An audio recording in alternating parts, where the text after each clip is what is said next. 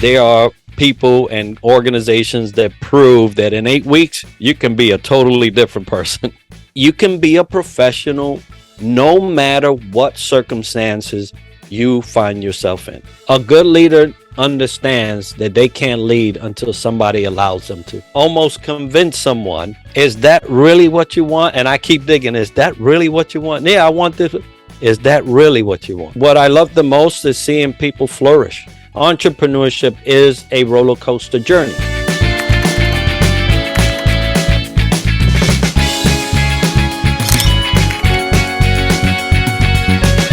I am your host, Gaurav Garg, and we welcome all our viewers to our show, Amazing Mentor. Today with us is Mr. Enrique Acosta Gonzalez. He has served as an executive, businessman, veteran, and advocate, board member, non-profit administrator, speaker, mentor, coach, and Avid volunteer. Over the past 30 years, he has held numerous executive advisor and senior positions while serving in the United States Navy and civilian sector. His performance won him many awards and medals.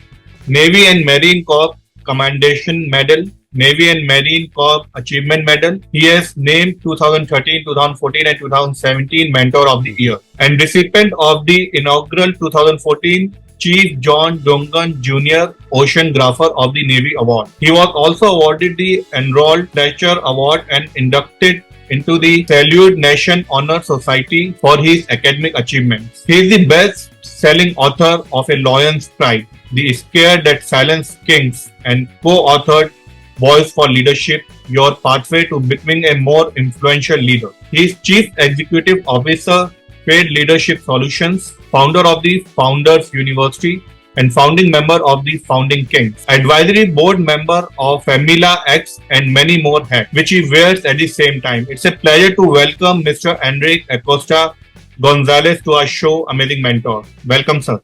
Thank you so much. That's a long descriptor to summarize a humble servant. That's what I am. See, you wear many hats at the same time. So I think the description which I have given is much shorter than what you really are. So I've tried to basically summarize each and everything to my best capacity, but I know there are many things which you do and I was unable to summarize in the limited time which we have generally for our guest intro. Oh no, that was very robust, believe me. Thank you.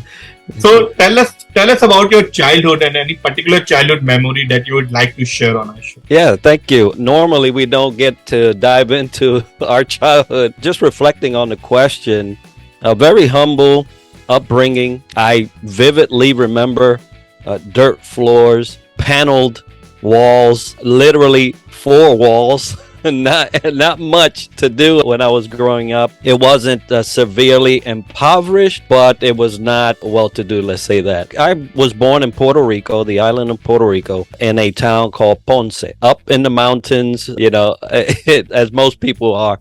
But it was very humble beginnings. I remember at the age of 4, my mom took us to the Bronx. It was Long Island, New York first. But then we went to Manhattan and then the Bronx, and there I grew up for 15 years. So from one humble beginning to another, I was told the story that we had no place to go in New York, and so somebody made an empty apartment available for us to stay overnight while my mom worked during the day. It was a little rough during the childhood moment, but it progressively got better through the years. So what about your educational background, schooling and higher education? Well, schooling was something that my mom encouraged, mainly because she didn't get to do it. She got up to, I believe, the 10th grade. And then because she had me at such a young age and my sister subsequently, that she did not go back. But she thoroughly encouraged us to keep pressing on the education. I loved school when I was younger, so schooling and following into the college scene was not a much to do for me. It's a passion, right? So some people want to go, some people don't want to go. Our environment is breeding a generation that doesn't see the value in education. And that varies by country, I will tell you that, right? Because here in the United States, There's a lot of young kids saying, I'm not going to college. But abroad, it's a very honorable thing to go to college, so they go. My educational pursuits were so that I could be the best citizen that I could be. Education expounds your mind. It allows you to think like somebody else, and that always allows you to grow. So I love education and the pursuit of it, and encourage anyone listening to go ahead and do it. Great. So what about your dream profession as a child? Was it to join US Navy or was it something else? It's funny because I was just speaking a couple of days ago with the last governor of Puerto Rico. And when I was growing up, my home, although we were raised in New York, my home was very Puerto Rican. I mean, my mom spoke Spanish. Everybody spoke Spanish. We ate the food. It was like a mini Puerto Rico in an apartment in New York. And so I always aspired and I always stated, one day I'm going to be the governor of Puerto Rico. And I always said that. And the funny thing is that not so long ago, I connected with an actual governor of Puerto Rico, and I expressed that to him in conversation. So that was my main goal. That was my main goal when I was a kid. Life happens, right? And there's things you have to answer at the time that kind of derail you, but does it, right? Has my background actually added to my qualification to become the next governor of Puerto Rico? Who knows? It's not in my path right now, but it would be funny to see it come to pass. So best of luck for your dream profession as a child, to be a governor. So what about your college life? How was it, and any funny memory that you remember about your college life? So as a naval member, a member of the military, we have a different college life, right? Because most kids, they graduate out of high school, they apply to a college, they get accepted here in the United States, obviously. They get accepted to like a milestone, and they celebrate that, and then they go do the 4 years, and they go into corporate service, or they go into their own business or family business, right? In the military, you get to do college while you serve. So the main goal is for you to serve. And so your secondary goal, and I tell you that they have made it so easy for service members to get the education they need, that it's a shame when service members leave the service and don't have, which there are, right? There are many. But in any case, that journey was a secondary thing that was added throughout the year. So while a young person will take between 3 and 4 years to complete their undergraduate degree, it took me about 20 because it was mission, and then I would take a class, mission, and I take 2 classes. So it was a different journey. Although I enjoyed the variety of ways a person can achieve a undergraduate degree, a graduate degree, because there are many roads to that degree. It depends on your availability. So what about your hobbies and interests? Were you able to fulfill your hobbies or enjoy your hobbies and interests as an officer? Let me just make sure that the audience knows what I was a senior chief petty officer. So there are enlisted ranks and there are officer ranks. I was on the enlisted side. So did I enjoy my hobbies? Yes and yes. Because as a leader, I always knew that you had to have a way to decompress from your leadership journey. Meaning you have to have somewhere to escape all the pressures that come at you as a leader. And so I was very keen, very deliberate, interjecting that Zen area for me, right? And that's comprised around 3 main things. Cooking, which is something that I love to do. Music. I'm a musician. I would say about 10 instruments. And gardening. Right? And those 3 areas allow, and if you notice, all 3 are creative areas. And so that allowed me to step back, take a pause from day-to-day life and reflect on the important things in life, and then re-engage life after I had that pause. So yes, I made sure that my hobbies were always intact, always active, and were part of my leadership journey. So who inspired you the most in your early childhood? Early childhood, there was a family member. I will just mention her first name, Laurie. Laurie was the consummate professional in my eyes in a very, not well-to-do environment. So I told you, I was raised in the Bronx. That's where I mainly remember my upbringing, and the surrounding areas just wasn't good. It just wasn't. But I saw this lady, this young lady, and I remember, and she just inspired me that you can be a professional no matter what circumstances you find yourself in. And so that she always inspired me that I could do better, even if what's around me was not better. And she also highlighted the fact that no matter if the world is going apart and things are a disarray, you can still create for yourself an environment where you can thrive. And so I attribute my early childhood inspiration to Laurie. So how did you prepare for US Navy? There is no preparation for US Navy, but I'll tell you that I had an advantage. While I was in high school in New York, I was attending DeWitt Clinton High School in the Bronx, and they had a program called the Air Force Junior ROTC program. It is a cadet-inspired, military-inspired program that is housed in high schools to serve as an elective, a course that you can take and you would get credit for while you graduate. And oh, by the way, this program is structured that if you fulfill 3 years with them, take it from sophomore, junior, senior, you can actually get credit for a rank upgrade into the service. I love that program. I served in that program, and that actually was a background or a development ground for me as a service member. I knew the ranks, I knew the structure, I had built discipline. So I had a head start, if you was to say, on many people, and that did facilitate a easier journey into the service. But if you don't have that type of opportunity, it could be rough, because in 8 weeks, they take you from a person that knows nothing about military, and they indoctrinate you, and they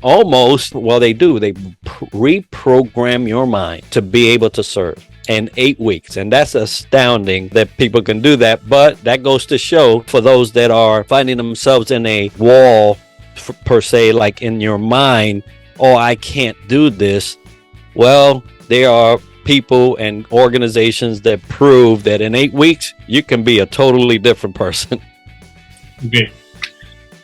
So where did you start your career journey from? My career journey began in high school. I quickly gravitated to the services type of industry, where you would serve people. And in high school, they afforded me an opportunity to run a school lunch program.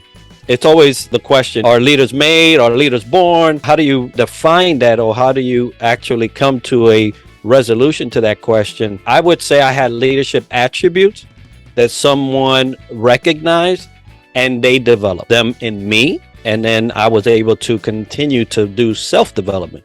But it was in high school through service to people. And then in service to people, it grew to service to nation. And I did that for 26 years. And now it has extended back to service to people through Triad Leadership Solutions, where we develop people, right? So it's always been a service to people. So how was your first day when you started your career? So first day, first office desk, first task. There's a lot of first days, because just different things. If I was to pick my first day, let's say at my very first duty station. First day, you're always lost. You never know who's who. You don't have a background on people. You do not have a background on the industry. You don't have it's a very lost day, and a lot of people can probably smile and attest to that their first day is always a lost day. You're trying to find your way, your position in that company or organization or what may be. I was lost, but hey, now I'm found. So it's all about experiences, basically. So post joining US Navy, what all initial days challenges you have to face? There's a lot of challenges when you come out of an institution that has basically raised you all your life. It's not just the military.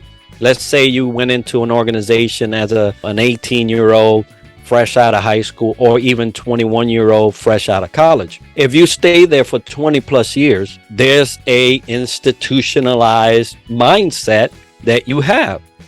So you have to unlearn that institutional mindset and relearn how to adjust to whatever new environment you're in.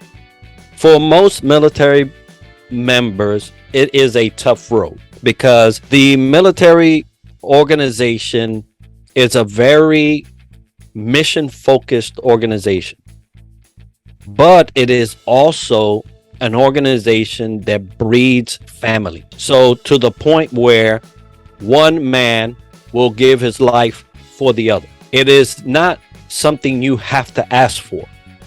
It is something almost that you are guaranteed to have. And so if you take that to a normal community, you will not get that.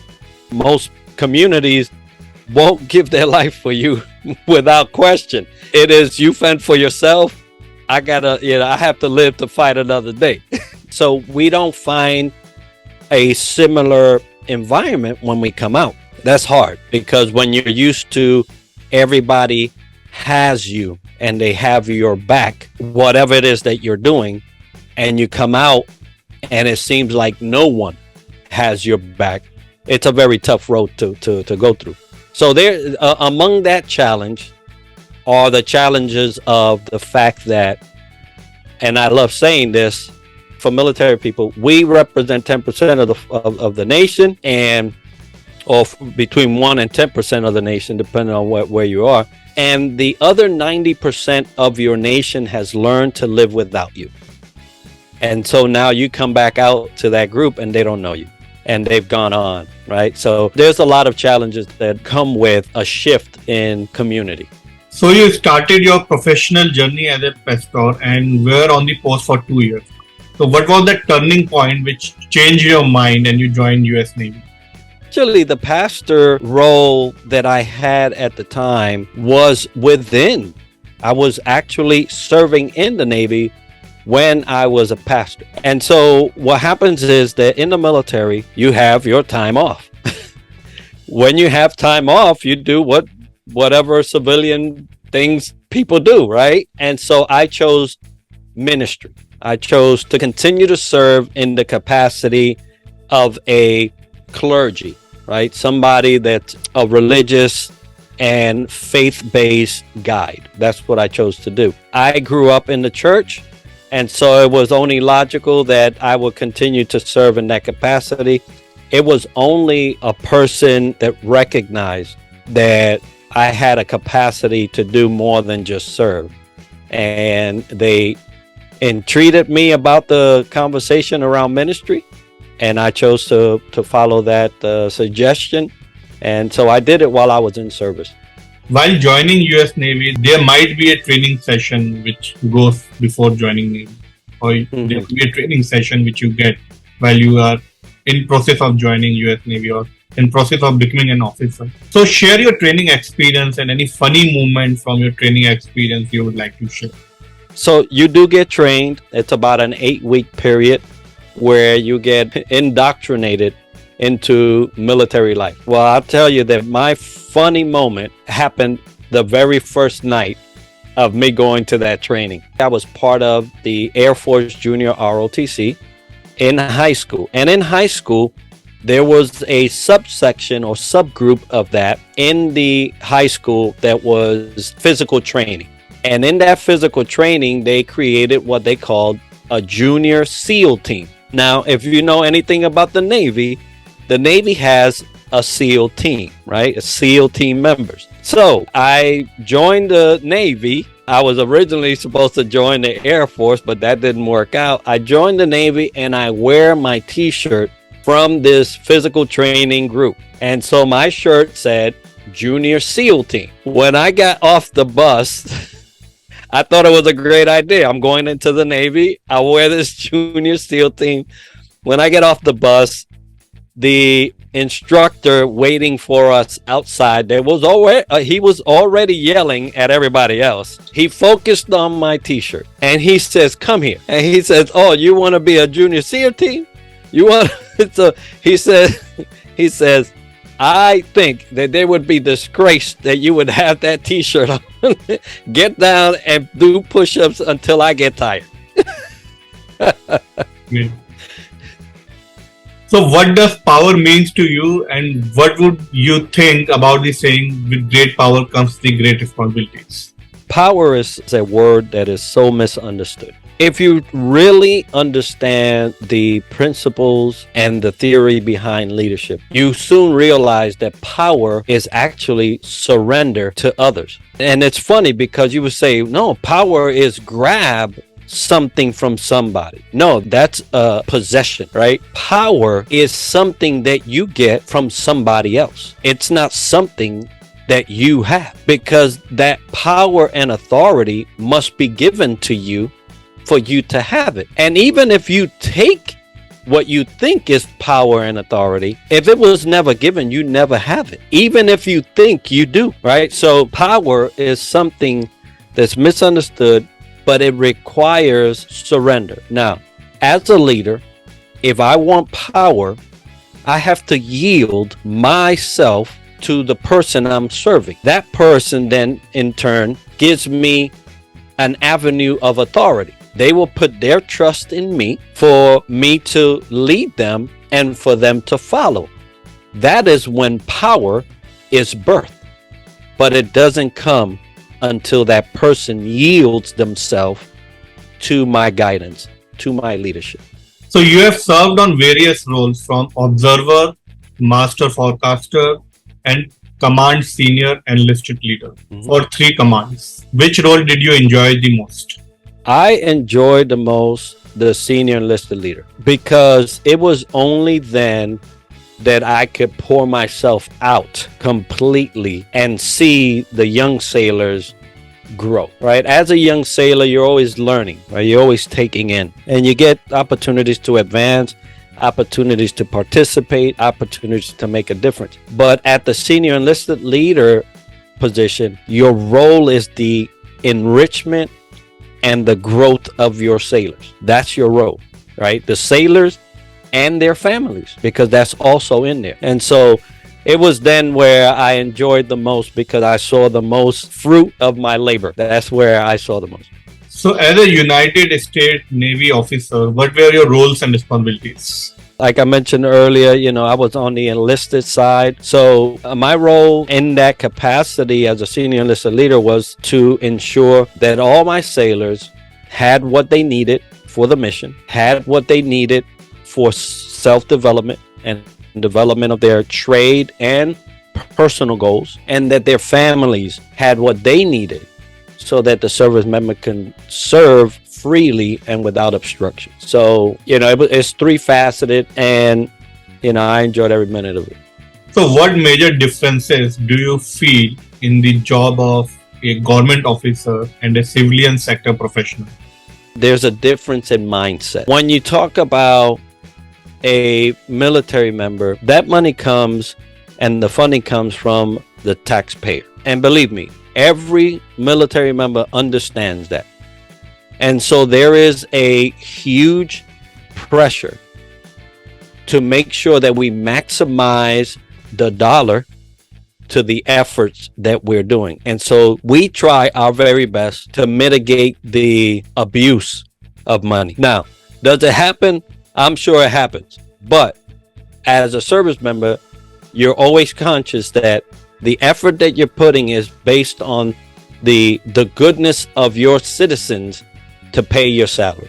When you get out into the civilian sector, that money is a business driven money. And so a lot of people in the higher ups take a lot of that money that comes into the company, and you may or may not get paid well, right? Depending on your job skill. But there's not and typically their fidelity is to the shareholders, the stockholder, those that have investment. So they have some people they have to answer to, but there's a huge difference. So any particular moment you'd like to share from your journey as an officer? There's a lot that happened while I was in service, but seeing your sailors, those that are under your care and your charge, grow, develop, and become their own is probably one of the greatest things that I have as a memory from service. True leaders will always cherish the fact that they were able and they were given the opportunity to have some type of role in the enrichment and professional growth and personal growth of those that they have charge over. So if there's anything that I cherish the most from my service, is to have seen and witnessed that the time that I invested in the young sailors actually became trees that bore fruit. So how was your shift from US Navy to Training Specialist FEMA? The FEMA role was a training specialist role I had experience with in the Navy as an instructor and facilitator. So that was an easy transition. And we trained to disaster preparedness.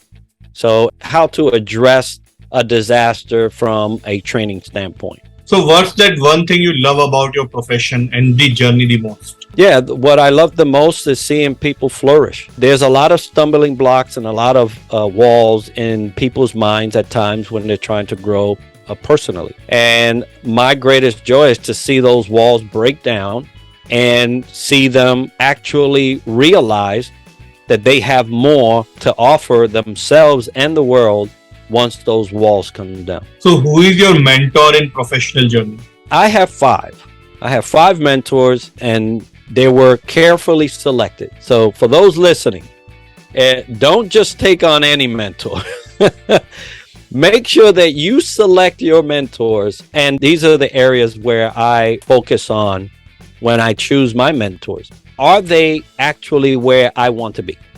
If they are where I want to be, then they can be a potential mentor. And I say potential because they don't get the vote automatically. Have they proven that they can be followed? That means that they know how to lead themselves. Can they afford you the time? Because if you choose a mentor that can't afford you the time, then might as well just pass that on. And have they invested in themselves enough that they can now invest in you? And it goes back to, can they lead themselves, right? So I have five that have been faithful throughout the years. They continue to be with me, and I'm so appreciative. So how would you define a good leader? A good leader understands that they can't lead until somebody allows them to. Just because you're in a position does not mean that you're a leader. You only can lead, truly lead, when somebody allows you to. So what was your first award, and what does award means to you? Yeah, my first award was the letter of commendation from an admiral. And it meant a lot because at the time I was a junior sailor, and it gave me an extra point on my exam, my promotion exam. So it actually allowed me to have 1 point more than everybody else when I was taking the promotion exam. So how would you define success, and what is the role of hard work, smart work, and luck in achieving success? This is something that I love. There's a difference between success and success.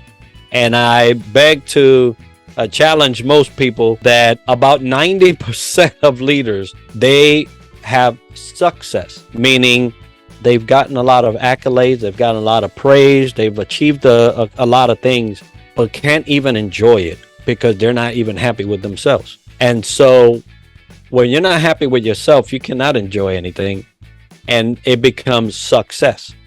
And there's a lot of things that people are challenged with that no one knows about, and people hide it real good. So you have to really learn the difference between true success and a life of success. And so I always love to educate and illuminate people on that. So how do you make your work-life balance? There's no distinction. And a lot of folks want to say, yeah, no, I can keep my work and my life. I don't believe that. You are one person. If you can divide yourself, you are already in trouble.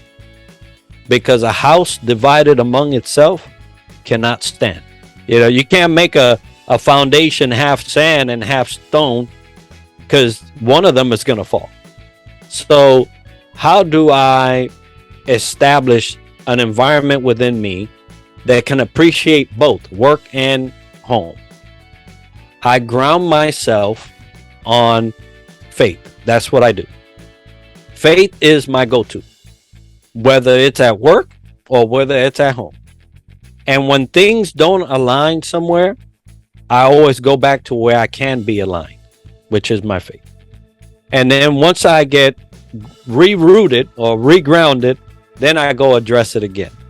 But it should be harmonious. There should be no difference. It should all flow in a way where you can use your humanistic strength to build your family and your professional strengths to build your organization. And there should be no separation. So you are an author, veteran, advocate, coach, host, and a list goes on and on. So which profession or which name do you like the most to be associated with, and why? Servant leader. I do a lot of things. I get to do. And I love to say that. I get to do a lot of things. When you look at things that way, you appreciate the fact that you actually get to do that. And then you see more value in what you're doing. If I get to do anything, the most I value is just to serve. This morning, in my prayer time, that's one thing I asked for, that I could be the servant that I know my Creator wants me to be. And sometimes I have to find, what is that today? What is that? What does that look like today? Because every day brings you different things. But if I'm the most happiest about any of those titles, it would be servant leader. So as a founder, Triad Leadership Solutions, what are your roles and responsibilities? Yeah, my main role is to provide a service to those seeking professional and personal development. Now, a lot of industries have different standards, right? So that takes a little while when we're talking about the professional side. If you can't progress personally, then you're going to have a hard time, even if you progress professionally. Because what happens a lot of times is that we push so much progress and development around our profession that our personal disadvantages and our personal struggles derail all the efforts on the professional side. I'll give you an example. You'll have a man. He is just the best and most technically savvy person you have ever seen. But his personal missteps derail his whole progress. And so I try to couple both. I try to look at your personal status and your professional status, and I try to bring them into harmony where your personal actually feeds your professional. And then because it does, it enhances your professional to the point where you can actually get something done professionally that feeds you personally. And so that cycle is what I bring through Triad Leadership Solutions. So where did you get the idea to start your Triad Leadership Solution? Yeah, it was in the Navy. So as a senior enlisted leader, you are part of, in the Navy, of what they call the top three. It is the commanding officer, the executive officer, and the senior enlisted leader. They are referred to as the Triad. And so since I did that for so many years, and I realized that it is a great model to have in terms of leading companies, leading organizations, I decided to incorporate that into my business name because I really do believe that a rope of one string is easily broken, but a rope of three strings is not. And so that's why I named it Triad Leadership Solutions. So what all solution can a customer get when he approaches Triad leadership solution? They will get what they actually expect. So, and this is what I mean. Sometimes I have to almost convince someone, is that really what you want? And I keep digging, is that really what you want? Yeah, I want this. Is that really what you want? And what ends up happening is that they realize that what they were trying to patch up or mend was not the real issue, was not the real struggle. And so what they get from me is an opportunity to get to the real truth about their development, why they are not developing, why they are resistant to developing. And they end up developing by unearthing these truths. And so that's what I love the most. And what I do is that at the end of our sessions and at the end of our program together or contract, I reintroduce to the world a brand new person. Not that they were not a person, it's just that it was so buried deep inside that they hadn't seen the day of light for a long time. And when I reintroduce them to the world, they just flourish. So as a founder, what were your initial challenges when you were convincing your first client to be on roll in your company? So I do a lot of social media. I live on LinkedIn and I put out a lot of education. So funny thing is that it wasn't hard to have the first client come. And a lot of people say, well, you have to go get them. I don't go get anyone because the person that really needs it actually comes to me. I'm not saying that in an egotistical or proud way. You know when you need help. And so the obstacle, or I would say that the only challenge that I face on a day-to-day basis is, did my message land on the right person? Did my message speak to the right person? But thankfully, those listening, when they hear my messages or my educational segments, or they see my posts, they've learned to at least say, let me look into this because that sounds real good. So what would you like to say to graduates who are just entering their professional life? Get a mentor. Get a mentor, and get a mentor today. Don't waste another day. Do not, it's like the Monopoly game board. Do not pass go.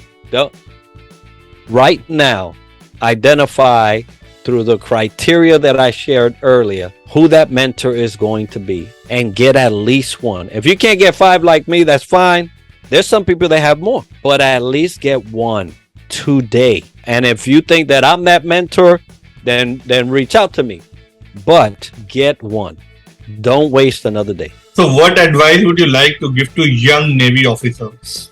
I'll borrow this from a good brother of mine that served in the Army, right? We have 2-to-1 ratio within ourselves. 2 ears, 1 mouth. Use the 2-to-1 ratio.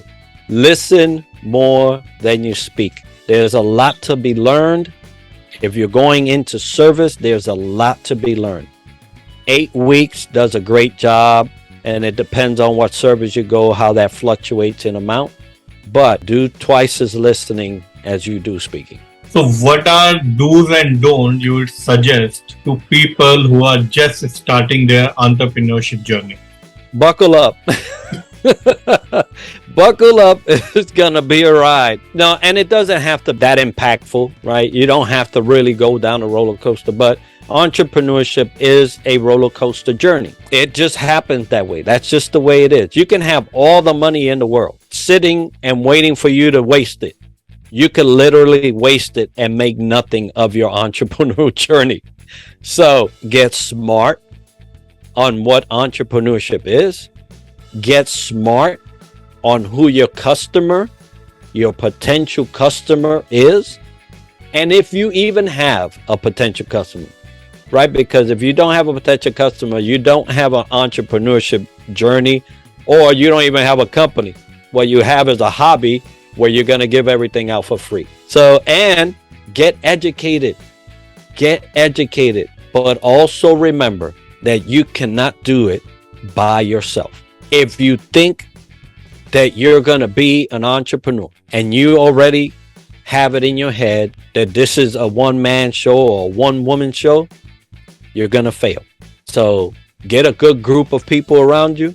I like to say the lawyer, the banker, the accountant, the bookkeeper. At least 4 people you should have in your circle, and those are the first 4. But you can't do it by yourself. So now we'll start a rapid round. So would you like to be an employed or an entrepreneur? Entrepreneur all day. So anyone, luck, hard work or smart work? Hard work is underrated. A lot of people want to do smart work, and I understand, right? If I could write a letter by hand or I can type it, typing is smart, hard work is by hand. But I want you to understand that the effort will be noticed. So make your decision on the amount of effort that is going to be noticed. Your favorite color?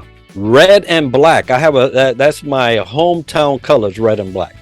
Your favorite destination? Hawaii. That is my paradise. Your favorite actor and actress? Denzel Washington is my favorite actor. Things in your wish list? Long life and health. Your dream house? I am in my dream house, believe. For homes, if I get any bigger, I don't want no bigger. I want smaller. So at last, one line that defines you. Service. That's it. So thank you very much for your precious time, and it was lovely doing conversation with you. And thanks for trusting us and opening your heart on our show. No, thank you for allowing me to share and for allowing me to be with you today. Thank you. Thanks for watching Amazing Mentor. Don't forget to subscribe and hit the bell button to get regular updates. Thank you very much.